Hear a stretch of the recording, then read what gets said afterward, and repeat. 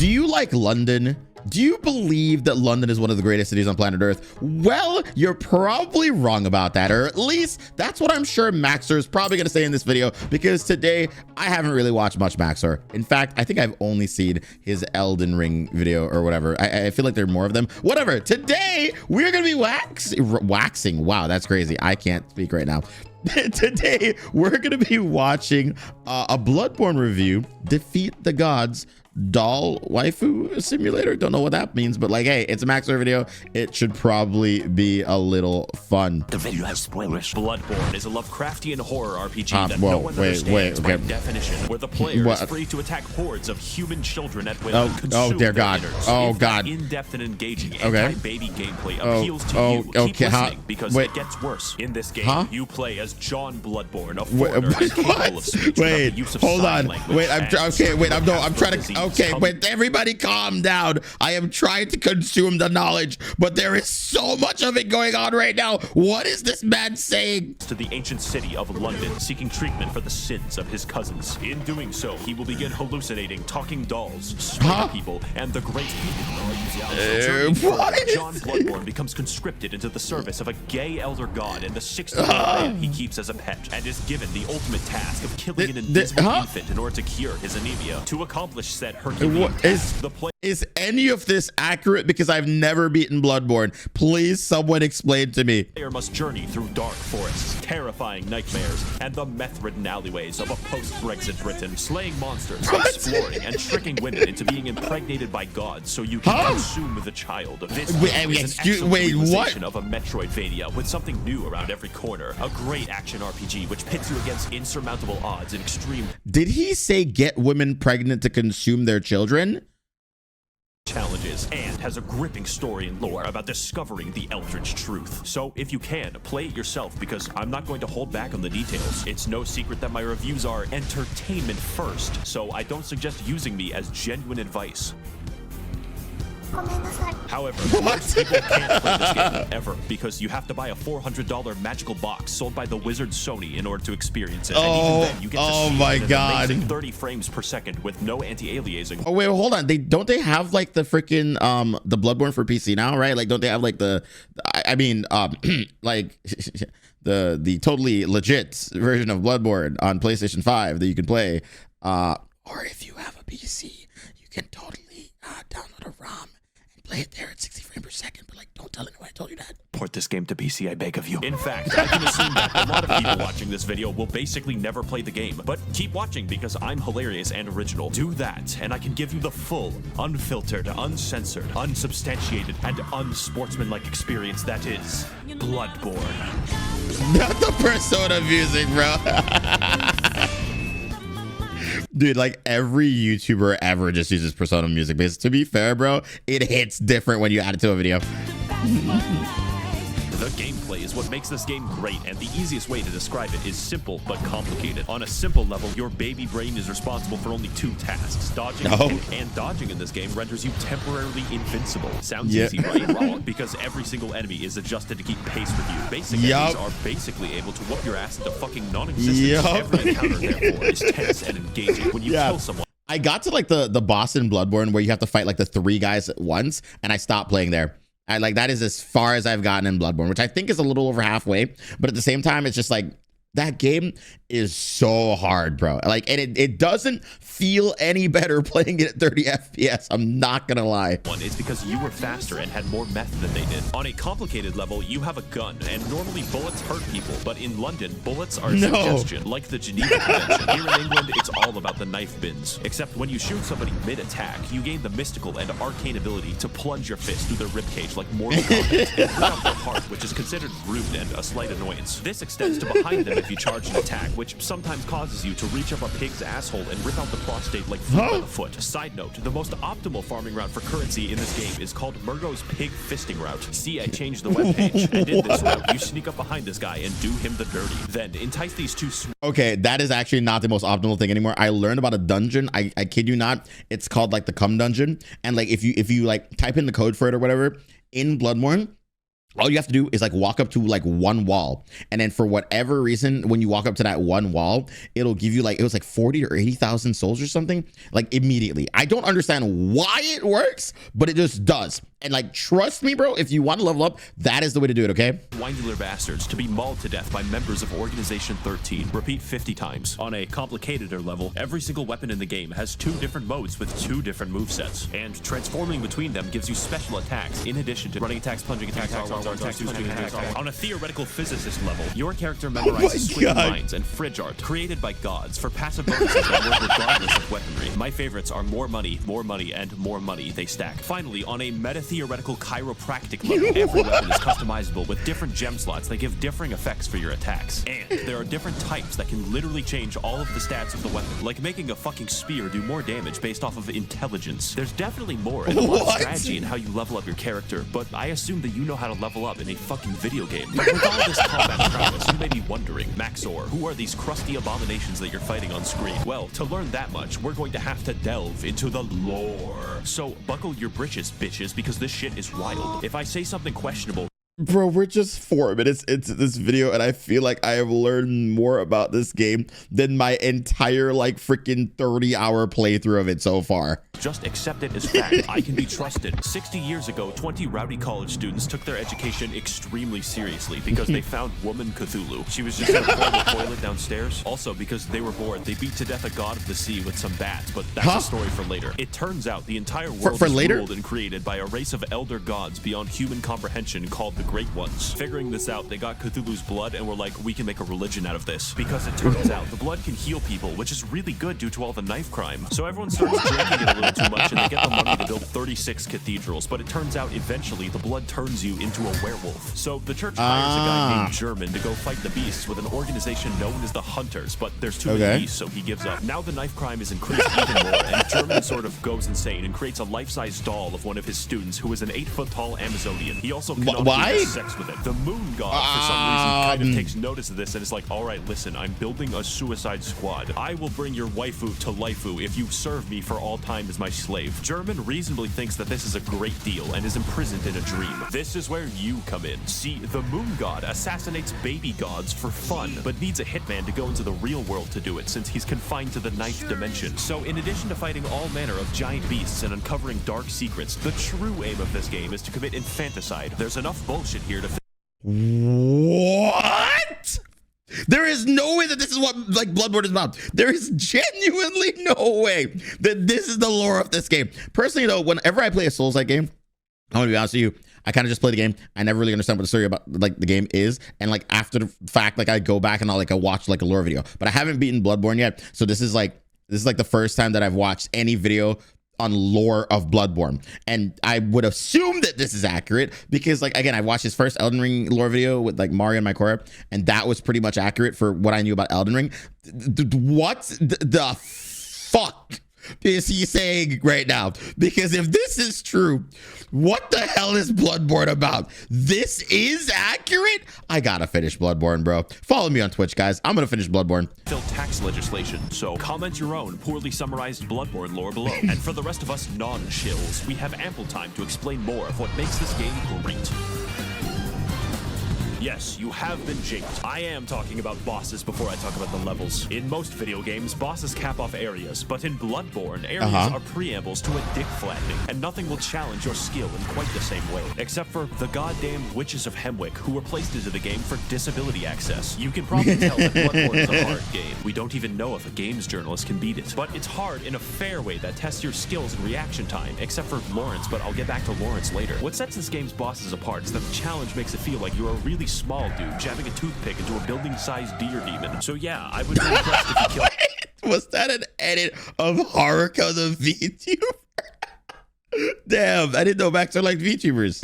But not only that, unlike Dark Souls, every single boss reacts meaningfully to how you attack them. Large beasts can have their bones cracked and their tendons wound into a slinky. Oh my god. Knocked over and have their marrow shipped. And human enemies will wince and recoil when they see your height difference. As well, every boss punishes you for cowardice and actively discourages backpedaling with their forward momentum, causing every fight to be an elaborate dance with a thrilling back and forth. Unless you're fighting Rom, who is the okay. Bloodborne is the game that like rewards you for being aggressive, right?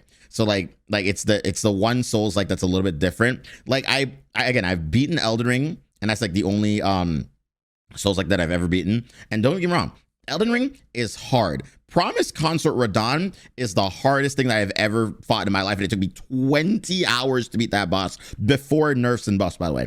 So like genuinely speaking, I want to go back and try to like play Bloodborne, because I feel like with the knowledge that I have of Elden Ring, and sure it does play differently, I probably could beat Bloodborne now. I really do feel that. If he had a legion of arachnid slaves who threw their heads underground like ostriches, we don't talk about him. And while we're on the subject of bad bosses, this motherfucker, let me tell you something. The humanoid bosses in this game are paradoxically the most dangerous. But Mikolash is a psychological hazard that will hurt you personally. This boss literally feels like cut content because the fight centers around chasing him, and his direction depends on RNG, making him an actual speedrun killer. When you corner him, he uses one attack, and then you chase him again, where he gains the power to insta-kill you. God forbid you're hit, because that's 10 minutes gone. Here's a Wait, is that real? Okay, the one thing I think like about Bloodborne is that like the rush back to the boss, right? Like every Souls-like game, when you die, like normally you have to like rush back, and Elden Ring solved that problem with like the State of Maracas or whatever. In Bloodborne, there isn't that. Like if you die, you have to make your walk back to the boss, which can be a very long walk, but it's not like as bad as like Dark Souls 1. Like Dark Souls 1's like walks back to bosses were like incredibly long. Bloodborne's were sort of long as well. And like if this is true about this boss, 10 minutes, like is he like optional, or is he like a boss that you have to fight? Because if you have to fight him, oh, that just sounds miserable. The tip: save up 10 poison knives and steal from your family if you must. Then wait until he jumps down this hole, poison him repeatedly, and watch him spaz the fuck out until death. You will thank me. But as a result of everyone who isn't Miko shit, conquering a boss in this game is absolutely rewarding on a level that other games cannot match. It's only because the odds are stacked against you in ways that don't feel bullshit most of the time that conquering them is the main reason I play, and their fights are undoubtedly the best I've ever done in video games. But that isn't most of the time in the game. In fact, a lot of your time is spent exploring the areas, so let's get into that. Lesson 1 in area design. Where the fuck am I going? Exploration is the name of the game. That is how I felt throughout the entire game. This time, you don't bring smallpox and kill 20 million people. We're looking at a solid 10 this time, because the main enemies in this game are British townspeople. It's how the developers made sure you didn't feel bad about killing them. The plague of beasts infecting London causes people's teeth to become beast-like, makes you aggressive at night, and slurs your speech. So it's up to you to stop them, as a hunter should. If you don't look up where to go next in this game, good fucking luck. People get lost all the time. Get used to it. This game doesn't do exploration like, oh look, there's loot in this hallway, my dopamine's gonna go crazy. That's baby shit. This is daddy's exploration, where you find a route back to a place you were in 10 hours ago. And I hope you weren't expecting a mini-map, or...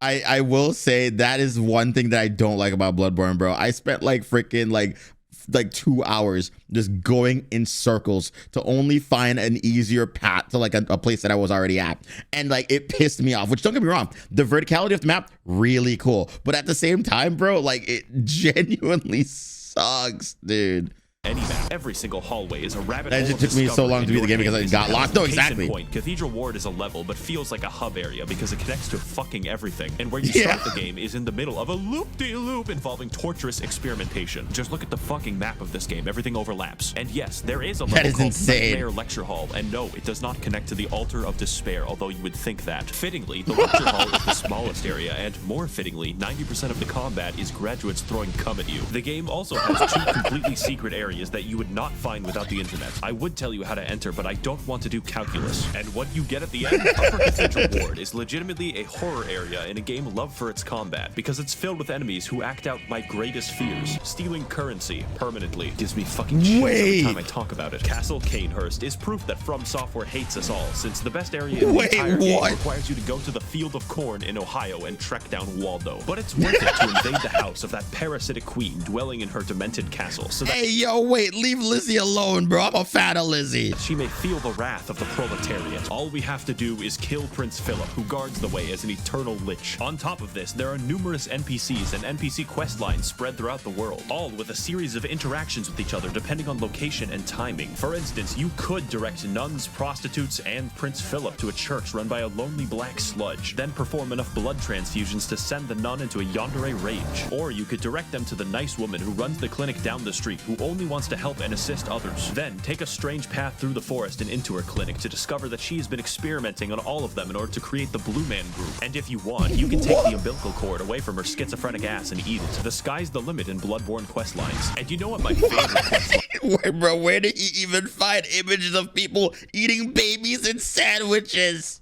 Is the one where you descend into literal hell, complete with eternal punishment, insanity, and femboy fishing, the scariest of them all. Dude, wait, okay, does anybody remember femboy fishing, bro? I followed the entire femboy fishing arc when femboy fishing was blowing up, bro. It was a dude who was a femboy who didn't want his family to know he was a femboy. Eventually, he got kicked out of his house because his family found out he was blowing up on the internet because he literally was just a dude who was a femboy who enjoyed fishing, and that's all it was. He would make videos of him fishing in like skirts and stuff like that. And like, you know, his channel blew the hell up. And then eventually his like, you know, family found out that it was him and unfortunately kicked him out. But like, genuinely speaking, dude, like femboy fishing was the rage, bro. Like everyone was talking about femboy fishing. It was crazy. About the DLC, the only DLC for this game. And if you play through Bloodborne, you have to play through the DLC. I'm not giving you a fucking choice. So to learn why, you should play the best FromSoft DLCs are usually good. Since Spore Galactic Adventures. Jungles. Come with me on this amazing journey to find the secrets of the Bloodborne, the old hunters. I want you to imagine hell. Now imagine hell written by H.P. Lovecraft. It would be filled with squids, immigrants, and air conditioning. This DLC that has sounds none awful. of that, except the squids. For you see, those college kids from the lore section of the video were built fucking different. They experimented on an entire village and possibly beat up a god of the sea so fucking bad that her consciousness in the 9th dimension died. We spent an entire game killing an infant and these guys somehow killed the MILF god. But anyways, in the process of this, it cursed them and all of the hunters to be doomed to a hell of death, where they will hunt in a bloodthirsty rage without rest for all eternity, indistinguishable from a political subreddit. Case in point, this is Ludwig. He's the first boss of the DLC and has a reputation for causing refunds. Not because he's bad, but because he's too good for you. The first phase is as... Oh, that is amazing. Wait, that's kind of like the DLC boss in Elden Ring, right? Like the one, I forgot what it's called or whatever, but it's like the one that looks like the dog or whatever, which is just like the 2 dudes inside of the suit, or 3 dudes, whatever the case. Like, genuinely speaking, if you fight that boss first without knowing that it is a completely optional boss in the DLC, like you will like probably decide to never play Elden Ring again, because that thing, before the nerfs and the buffs that you get in the game, like genuinely felt like you were fighting cancer itself and you were not winning. The dancing line, exactly, the dancing line sucked, bro. Difficult for me as realizing that Golden Corral is not actually a real corral. But like every restaurant except Golden Corral, the rewards at the end are delicious because his second phase is even harder. Now, I'm not going to lie, this DLC has 4 bosses and 3 of the hardest bosses I have ever fought in any video game ever. So your ass will be clenched the entire time, and the fact that he's the 3rd hardest is fucking concerning. Some people tell me, Maxor, your videos have gotten me through tough times because they made me laugh. But like this boss, you are the one who is truly overcoming these challenges, and I believe in your ability to beat both of them, King. Boss Lightning Round. The DLC has many such cases of amazing bosses, including Lady Maria, who is the basis for German's extremely creepy 8-foot-tall doll fetish, but we'll get back to that, and Orphan of Cause, who was born from the literal... Oh my god. Okay, I've heard so much about Orphan of Cause, right? Because like, generally speaking, like this is the boss that got one of my friends, Jeannie from like MXR Plays, she stopped playing the game for like an entire goddamn like year and a half or something because she could not beat it, right? So like I genuinely, I want to play this game. I want to fight this. I want to see how hard it is, because I personally, I don't think that any boss will ever be as terribly hard as Promised Consort Radahn. I think for me personally right now, Promised Consort Radahn is the hardest boss that I've ever fought in my life. I thought it was Millennium, and don't get me wrong, Millennium was hard, but Promised Consort Radahn is so much harder. Dead body of a god. If you enjoy the sensation of being beaten to death with a sharpened placenta, this is the fight for you. And as with everything that From Software makes, they threw in a boss that they didn't really finish and called it a day.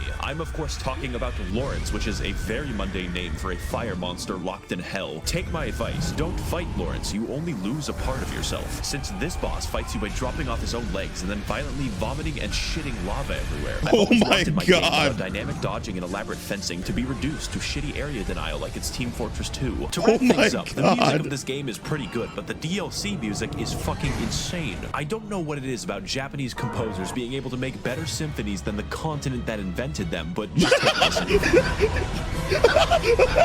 Holy shit, I'm alive right now. Have you ever thought, as I Okay, that is one of the funniest and most real jokes I have ever heard in my life, bro. He is so real for that.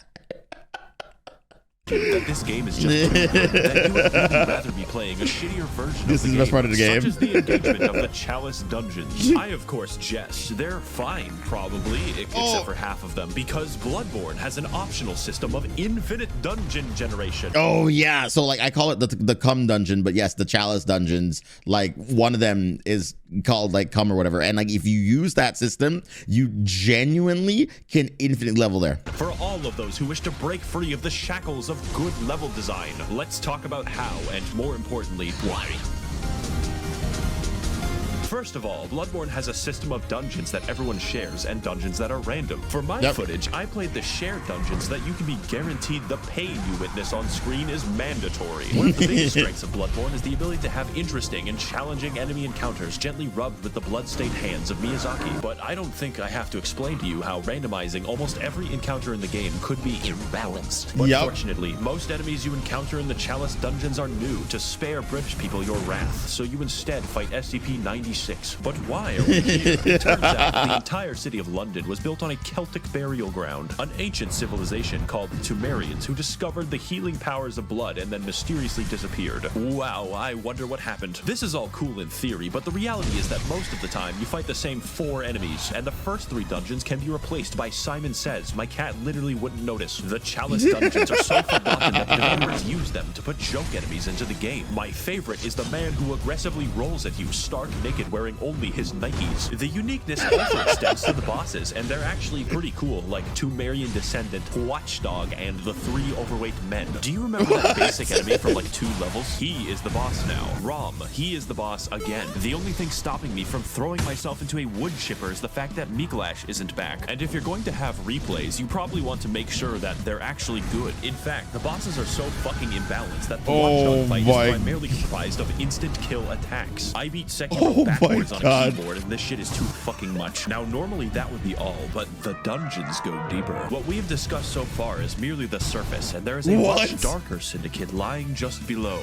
There's no way, man. There's no way. All right, I started this video by saying that, like, I wanted to go back and play Bloodborne, but, like, I'm hearing about this now, and I'm realizing that, like, maybe we don't do that. Like, I mean, listen, I'll finish Bloodborne if this video gets, like, 1,000 likes, all right? Like, maybe don't like the video, you know, like, just so I don't have to go through the pain. These places you must never venture, for they are the save edit dungeons, whereby through wizardry, the community are able to conjure up deep, dark chasms and share them with the rest of the world. Of these secrets, there are only 2 that I shall reveal to you, and the first is the cum dungeon. Yes! You heard that correctly. And oh my god, he knows about the cum dungeon! Clearly, the cum dungeon is the name of the most optimal farming ground ever conceived by the fucking cricket people who do this shit, whereby the player enters the chasm of place name and watches as a high-level boss yeets itself off a cliff. Murgo's pig fisting route can give you 10,000 echoes. This gives 83,000. Genuinely, bro, the cum dungeon is so freaking fantastic, brother. I do not think that I would be able to get as far as I did in Bloodborne without the cum dungeon. Genuinely speaking, use the cum dungeon. If you thought that sorcery was bad, it gets much worse. You can insert anything from the game files by save editing a Chalice dungeon. Anything. This includes cut and unfinished content from the game that the developers forgot to delete, like this dog who attacks you with invisible lightning. Overall, the Chalice dungeons are bad. They're not actually very fun to play, and yet I love them. Everyone loves them because they allow us to further explore a long-dead game with the help of a passionate community. Now, before we sign off, that's actually gonna go. Maxor, what about the multiplayer? That I would love to talk about with all the footage I have, but it's dead. If this game releases on PC, PC, and it better. Then I will talk about the multiplayer extensively. And finally, this game and this video would not be complete if I didn't talk about the hunter's dream. After all the combat, the battles, and the difficulty of this game, it's nice to have a place to recharge, purchase items, upgrade weapons, and watch as it violently burns to the ground. This is where you'll find German slowly wasting away as his soul remains captive for an eternity, and his doll waifu that he sold his existence to be with. She talks to you, levels you up, offers you advice, and German says you're allowed to have sex with her. When I fell down and felt defeated, she was there to pick me up. When I emoted at her randomly, she pretended to be impressed, and she was there, graciously standing in the background of this one shot that I took of myself. She is our waifu now, and the game is perfect and complete because she is in it. Now excuse me as I engage in the supplementary lore material. Should you get the game, you know what? I might need to check out that supplementary lore as well. I'm not gonna lie, dolls. I have always had a thing for them. We're not going to discuss this right now. Yes, absolutely. I am biased. In fact, you should physically enter Sony's headquarters and demand that it be ported to PC. Okay, don't do that. Don't do that. Don't do that. Don't do that. Don't do that. Don't do that. Don't do that. I would like to thank the corrupt hackers and politicians funneling money into this channel directly from the taxpayer. If you would like to contribute your funds accrued through extensive federal government corruption, you can head to my Patreon to learn more. Anyway, guys, thank you so much for watching this video. If you want me to watch more Maxor, I haven't seen like all of his videos, and I definitely would love to watch him. Please recommend a Maxor video that you would like me to watch in the description down. There's a description. Why? Comments down below. And guys, please feel free to join us when we record these live, because I record all these videos live on my Twitch, because this is the live channel. So feel free to follow us there. And yes, guys, hopefully you have a wonderful afternoon, evening, morning, or night. And I will see you guys in the next video. Take care, peace out, and bye.